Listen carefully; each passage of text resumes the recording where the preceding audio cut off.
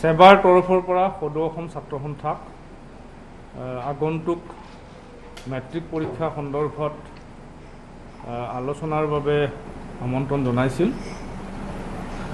সেবা কৰ্তৃপক্ষৰ লগত অধ্যক্ষ আৰু সচিব প্ৰমুখ্যে তেওঁলোকৰ বিষয়াসকলৰ লগত এক আলোচনাত আমি মিলিত হ'লোঁ আৰু আমি প্ৰত্যেকে ছাত্ৰ ছাত্ৰীসকলক লৈ চিন্তিত। সেৱা কৰ্তৃপক্ষই প্ৰথম কথা তেওঁলোকৰ শৈক্ষিক বৰ্ষ নষ্ট হ'ব নোৱাৰিব আৰু ছাত্ৰ ছাত্ৰীসকলে যাতে স্বাস্থ্যজনিত কোনো সমস্যাৰ সন্মুখীন নহয় তাৰ বাবে মূলত গুৰুত্ব দি পেলাই সিদ্ধান্ত গ্ৰহণৰ কথা উল্লেখ কৰিছে আৰু ছাত্ৰ সন্থাৰ তৰফৰ পৰাও আমি তেওঁলোকক স্পষ্টকৈ কৈছোঁ যে এই পেণ্ডেমিকৰ সময়ত কোভিড চিটুৱেশ্যনটো সাম কটাৰ লগে লগে পৰীক্ষা অনুষ্ঠিত কৰা সন্দৰ্ভত সিদ্ধান্ত ছাত্ৰ ছাত্ৰীক জনোৱাটো উচিত বুলি কৈছোঁ আৰু তেখেতসকলেও কৈছে যে এই চিটুৱেশ্যন কিছু কমাৰ পিছত তেওঁলোকে ছাত্ৰ ছাত্ৰীসকলক পৰীক্ষা অনুষ্ঠিত হোৱাৰ সময় তেওঁলোকে নিৰ্ধাৰণ কৰিব আৰু ছাত্ৰ ছাত্ৰীসকলক কেইখন পেপাৰৰ পৰীক্ষা ছাত্ৰ ছাত্ৰীসকলৰ বাবে অনুষ্ঠিত হ'ব এই সন্দৰ্ভতো তেওঁলোকে সিদ্ধান্ত লৈ পেলাই ছাত্ৰ ছাত্ৰীসকলক জনাব। আমি অহা 5 দিন পিছত পুনৰ সেৱা কৰ্তৃপক্ষৰ লগত আমি আলোচনা অনুষ্ঠিত কৰিম কাৰণ বিষয়টো অত্যন্ত গুৰুত্বপূৰ্ণ। যোৱা কেইদিনত যথেষ্ট ৰোগবিধ সংক্ৰমিত হৈছে, গতিকে এই সময়ত আমি সিদ্ধান্ত লোৱাটো এটা প্ৰিমেচিউৰ্ড কথা এটা হ'ব আৰু ছাত্ৰ ছাত্ৰীসকলে যাতে কোনো কাৰণত শংকাত নুভোগে।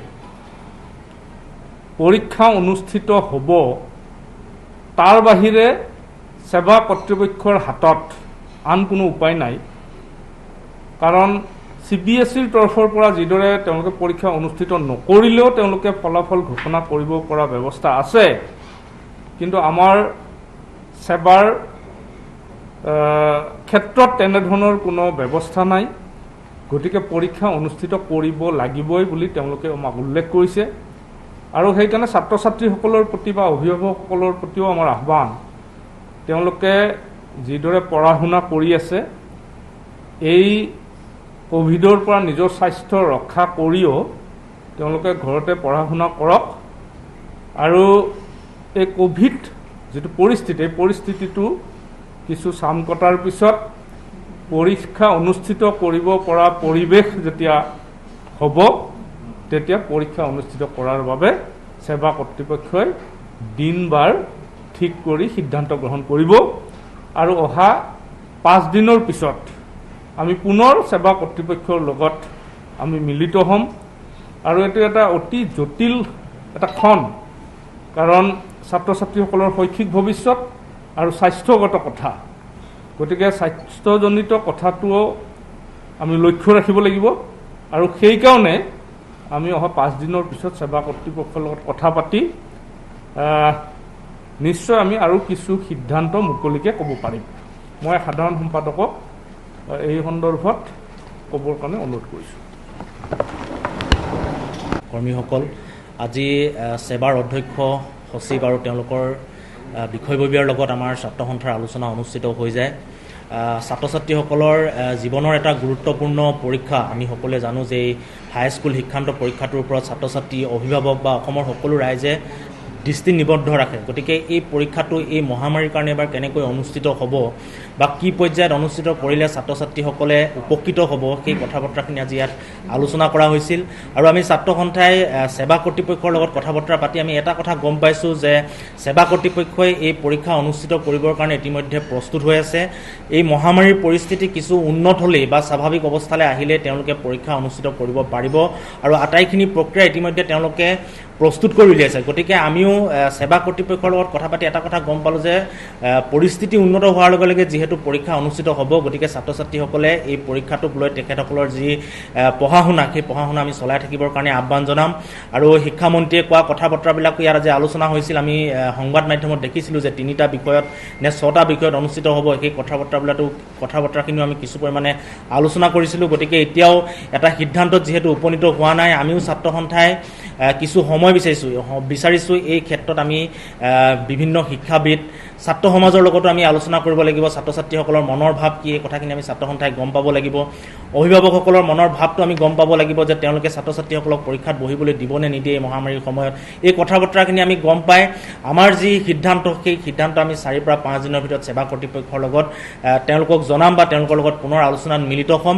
তাৰপিছত আমি আশা ৰাখিছোঁ যে সেৱা কৰ্তৃপক্ষই আমাৰ যি সিদ্ধান্ত বা তেওঁলোকে বিভিন্ন কৰ্তৃপক্ষৰ লগত আলোচনা কৰিছে, ছাত্ৰ সন্থাৰ লগত যেনেকৈ আলোচনা কৰিছে, বিভিন্ন শিক্ষাবিদৰ লগতে কথা বতৰাখিনি আলোচনা কৰিব। তাৰপিছত এটা সুস্থিৰ সিদ্ধান্তত উপনীত হ'ব। কিন্তু আমাৰ ছাত্ৰ সন্থাৰ ফালৰ পৰা আমি এটাই কথা সেৱা কৰ্তৃপক্ষক আজি আহ্বান জনাইছোঁ যে প্ৰথমতে ছাত্ৰ ছাত্ৰীৰ স্বাস্থ্যজনিত যিবিলাক কথা, সেই কথা বতৰাখিনিৰ ওপৰত গুৰুত্ব দিব লাগিব। তাৰপিছত এই মেট্ৰিক পৰীক্ষাটো পাতিবৰ কাৰণে তেখেতসকল যিহেতু সাজু হৈছে বা ক'ভিড পৰিস্থিতি উন্নত হোৱাৰ লগে লগে তেখেতসকলে মেট্ৰিক পৰীক্ষা যিহেতু আয়োজন কৰিব বা অনুষ্ঠিত কৰিব, গতিকে ছাত্ৰ ছাত্ৰীসকলে কেনেকৈ ন্যায় পাব সেই কথাটোতে আমি ছাত্ৰ সন্থাই গুৰুত্ব আৰোপ কৰিব লাগিব। কাৰণ তেওঁলোকৰ যিটো শিক্ষা, সেই শিক্ষা বৰ্ষটো বা শিক্ষা মাহটো তেওঁলোকৰ ব্যাহত হৈছে। তেওঁলোকে ক্লাছ কৰিব পৰা নাই উপযুক্তভাৱে, তেওঁলোকে ছেছনেল পৰীক্ষা দিব পৰা নাই, বিভিন্ন ধৰণৰ অসুবিধা আছে। গতিকে এই অসুবিধাৰ ক্ষেত্ৰত যদি পৰীক্ষা অনুষ্ঠিত হয়, ছাত্ৰ ছাত্ৰীসকলে কেনেকৈ ন্যায় পাব সেইটো প্ৰথম কথা হ'ব। আৰু ছাত্ৰ ছাত্ৰীসকলৰ স্বাস্থ্যৰ কথাটো প্ৰথমতে আহিব। গতিকে ছাত্ৰ ছাত্ৰীসকলৰ পক্ষত ছাত্ৰ সন্থাৰ সিদ্ধান্ত থাকিব। এই কথা বতৰাখিনি আপোনালোকক জনাইছোঁ। গতিকে আৰু 4-5 দিনৰ ভিতৰত আমি সেৱা কৰ্তৃপক্ষক যিখিনি সিদ্ধান্ত দিম, সেই সিদ্ধান্তখিনি আপোনালোকৰ আগত ব্যক্ত কৰিম। আৰু আশা ৰাখিছোঁ সেৱা কৰ্তৃপক্ষই যিখিনি সিদ্ধান্ত ল'ব পৰৱৰ্তী সময়ত সেইখিনি তেখেতসকলে ব্যক্ত কৰিব। গতিকে আজি মূলতঃ কথা হৈছে যে ছাত্ৰ ছাত্ৰীসকলৰ প্ৰথমতে স্বাস্থ্যৰ কথা আহিব, তাৰপিছতে ছাত্ৰ ছাত্ৰীসকলে এই পৰীক্ষাত তেওঁলোকে যদি বহিবলগীয়া হয় তেনেহ'লে ন্যায় কিন্তু ছাত্ৰ ছাত্ৰীসকলে পাব লাগিব। এই কথা বতৰাখিনি আজি আলোচনা হৈছে। মই সন্মানীয় মুখ্য উপদেষ্টা ডাঙৰীয়াই ব্যক্ত কৰিব। সন্মানীয় সাংবাদিকসকল, আজি সেৱাৰ আমন্ত্ৰণ ক্ৰমে সদৌ ছাত্ৰ সন্থাৰ সৈতে আজি ইয়াত আলোচনা হ'ল। সেৱাৰ সন্মানীয় অধ্যক্ষ, সন্মানীয় সচিব আৰু আন বিষয়ববীয়াসকল উপস্থিত আছিল। আৰু সেৱাৰ সৈতে হাইস্কুল শিক্ষান্ত পৰীক্ষাৰ গোটেই বিষয়টোৰ ওপৰত আলোচনা হৈছে। সদৌ ছাত্ৰ সন্থাই আমি স্পষ্টভাৱে জনাইছোঁ যে ছাত্ৰ ছাত্ৰীসকলৰ শৈক্ষিক বছৰ কোনো কাৰণত ক্ষতি হ'ব নালাগিব আৰু ছাত্ৰ ছাত্ৰীসকলে কোনো কাৰণত স্বাস্থ্যজনিত সমস্যাৰ সন্মুখীন হ'ব নালাগিব। এতিয়া গোটেই অসমত এই কোভিডৰ এই পৰিস্থিতিত ছাত্ৰ ছাত্ৰীসকল চিন্তিত, অভিভাৱক অভিভাৱিকাসকল চিন্তিত, শিক্ষক শিক্ষয়িত্ৰীসকল চিন্তিত, আমি ছাত্ৰ সন্থাও চিন্তিত আৰু উদ্বিগ্ন। আৰু সেইকাৰণেই সেৱাৰ আমন্ত্ৰণ ক্ৰমে আজি আমি আলোচনাত মিলিত হৈছোঁ। এই সময়ত যিটো অৱস্থা গোটেই অসমত সৃষ্টি হৈ আছে, ছাত্ৰ ছাত্ৰীসকলৰ কেনেকৈ স্বাৰ্থ সুৰক্ষিত হ'ব এই বিষয়টো সকলোৱে চিন্তিত।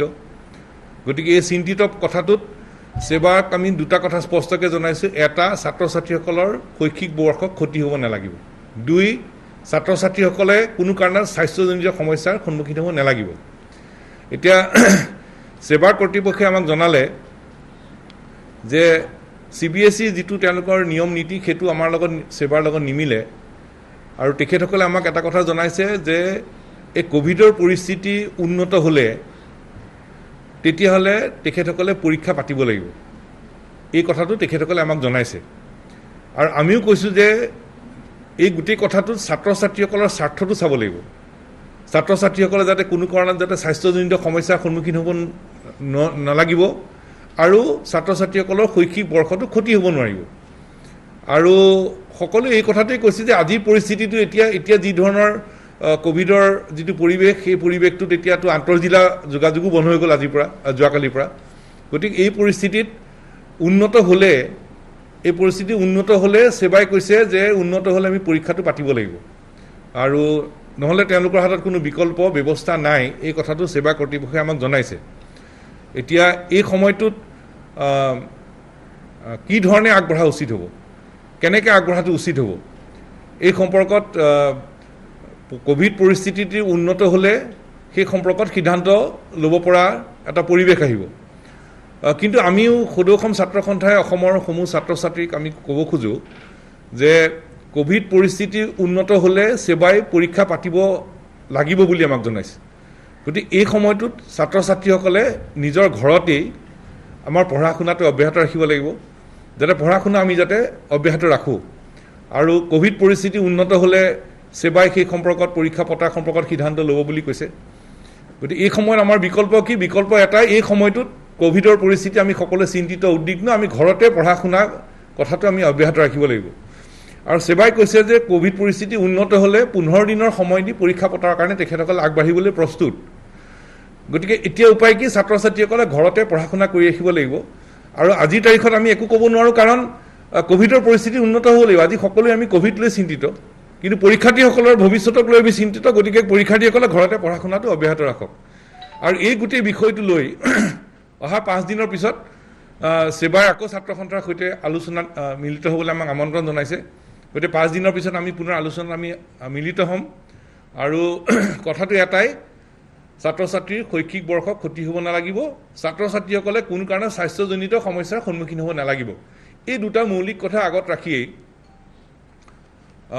সেৱাই যি তেখেতসকলৰ মাজত যি আলোচনা কৰি যি সূত্ৰ তেওঁলোকে উদ্ভাৱন কৰিব, সেই সম্পৰ্কত অহা 5 দিনৰ পিছত আমি পুনৰ আলোচনাত মিলিত হ'ম। কিবা ক'ব?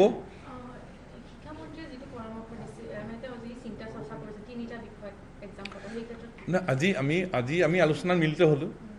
সেৱাইও কৈছে যে এতিয়া এই কোভিডৰ পৰিস্থিতি উন্নত নোহোৱালৈকে একো কথা আগবাঢ়িব নোৱাৰে।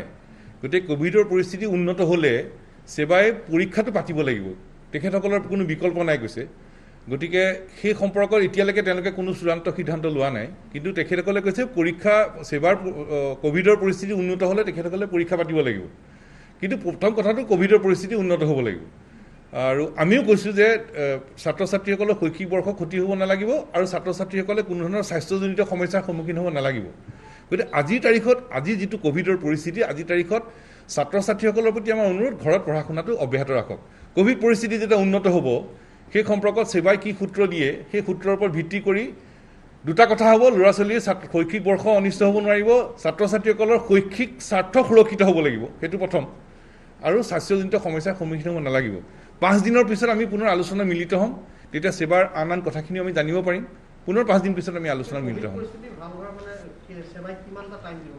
নহয়, তেখেতসকলে 15 দিনৰ পিছত, মানে তেখেতসকলে কৈছে কোভিড পৰিস্থিতি উন্নত হ'লে পৰীক্ষা পাতিব লাগিব, কোভিড পৰিস্থিতি উন্নত হ'লে 15 দিনৰ সময় দি পৰীক্ষা পাতিব লাগিব, এইটো তেখেতসকলে আমাক জনাইছে।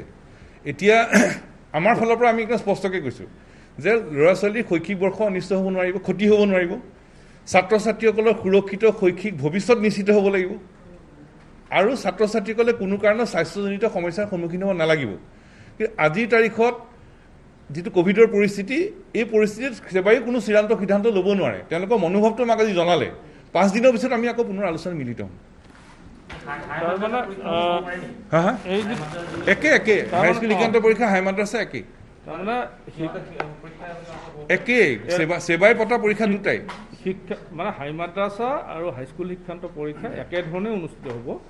এতিয়া শিক্ষামন্ত্ৰী ডাঙৰীয়াই যিটো কথা কৈছে, ইয়াৰ আগত সদৌ অসম ছাত্ৰ সন্থাৰ আমি এটা দলে সেৱা কৰ্তৃপক্ষক যেতিয়া আমি লগ কৰিছিলোঁ, তেতিয়াও যিহেতু পৰীক্ষা অনুষ্ঠিত কৰাৰ গত্যান্তৰ নাই, মানে সেৱাৰ মানে CBSEৰ দৰে তেওঁলোকে পৰীক্ষা অনুষ্ঠিত কৰা নকৰা এনেকুৱা কথা নাহে, পৰীক্ষা অনুষ্ঠিত কৰিবই লাগিব। গতিকে শিক্ষামন্ত্ৰী ডাঙৰীয়াই যিটো প্ৰস্তাৱৰ কথা তেখেতে উল্লেখ কৰিছে, এই সন্দৰ্ভতো আজি আলোচনা হৈছে। কিন্তু এই সকলো কথা আমি অহা 5 দিনৰ পিছত সেৱা কৰ্তৃপক্ষৰ লগত পাতি আমি ৰাজহুৱাকৈ ছাত্ৰ ছাত্ৰীসকলক নিশ্চয় জনাব পাৰিম, বা সেৱা কৰ্তৃপক্ষই ৰাজহুৱাভাৱে কথাখিনি জনাব পাৰিব। আৰু আমাৰ কথা হ'ল ছাত্ৰ ছাত্ৰীসকল বেনিফিটেড হ'ব পৰাকৈ সিদ্ধান্ত হ'ব লাগিব। কাৰণ এই সময়ত ছাত্ৰ ছাত্ৰীসকলে যথেষ্ট মানসিক চাপত আছে। ছাত্ৰ ছাত্ৰীসকলৰ আমি যেনেকৈ শৈক্ষিক ভৱিষ্যতৰ কথা কৈছোঁ, বা তেওঁলোকৰ স্বাস্থ্যজনিত কথাটো সুৰক্ষিত থকাৰ কথাটো কৈছোঁ, আনহাতে পৰীক্ষা অনুষ্ঠিত হোৱাৰ পিছত তেওঁলোকে যাতে বেছি সুযোগ লাভ কৰে সেই কথাটো আমি লক্ষ্য কৰি পেলাই ভৱিষ্যতে আগবাঢ়িব লাগিব। গতিকে অহা 5 দিনৰ পিছত শিক্ষামন্ত্ৰী মহোদয়ে কোৱা কথা এই সকলো কথাৰ এটা নিশ্চয় কৰিব পৰা যাব। মানে গোটেই কথাটো হ'ব ছাত্ৰ ছাত্ৰীসকলৰ মংগল, ছাত্ৰ ছাত্ৰীসকলৰ সুৰক্ষিত শৈক্ষিক ভৱিষ্যত, এই কথাটোকে মূলতঃ আগত ৰাখি 5 দিনৰ পিছত পুনৰ আমি আলোচনাত মিলিত হ'ম। ধন্যবাদ। ধন্যবাদ।